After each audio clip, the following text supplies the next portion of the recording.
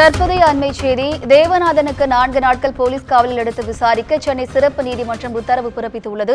கூடுதல் விவரங்களை செய்தியாளர் சுப்பிரமணியன் வழங்க கேட்கலாம். வணக்கம் சுப்பிரமணியன், கூடுதல் விவரம் என்ன பதிவு பண்ணுங்க. நிதி நிறுவன மோசடி வழக்கில் கைதான தேவநாதனுக்கு 4 நாட்கள் போலீஸ் காவல் வழங்கி பொருளாதார குற்றப்பிரிவுக்கு நீதிமன்றம் அனுமதி வழங்கியிருக்கிறது.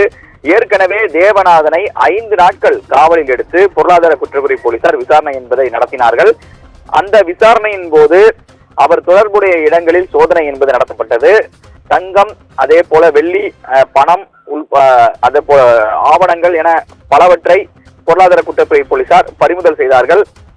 பறிமுதல் செய்யப்பட்டிருக்கக்கூடிய சூழ்நிலையில் பொருளாதார குற்றப்பிரிவு போலீசாரின் சார்பில் புகார் மேளா ஒன்று நடத்தப்பட்டது. அதில் பாதிக்கப்பட்டவர்கள் அந்த புகார் மேளா மூலமாக புகார் அளிக்கலாம் என்ற ஒரு அறிவிப்பையும் பொருளாதார குற்றப்பிரிவு போலீசார் தெரிவித்தார்கள். கடந்த வாரம் சனிக்கிழமை அந்த புகார் மேளா என்பது நடத்தப்பட்டது.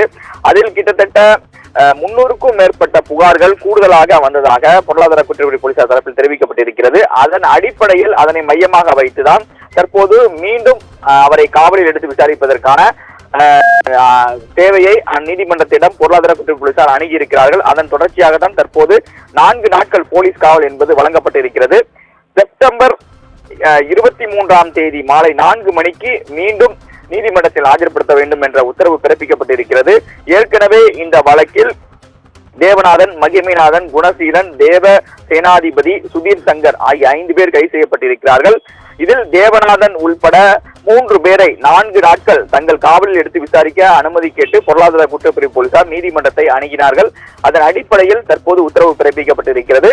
4 நாட்கள் காவலில் எடுத்து விசாரிப்பதற்கான அனுமதியை நீதிமன்றம் வழங்கியிருக்கிறது. கூடுதல் விவரங்களுக்கு நன்றி சுப்பிரமணியன்.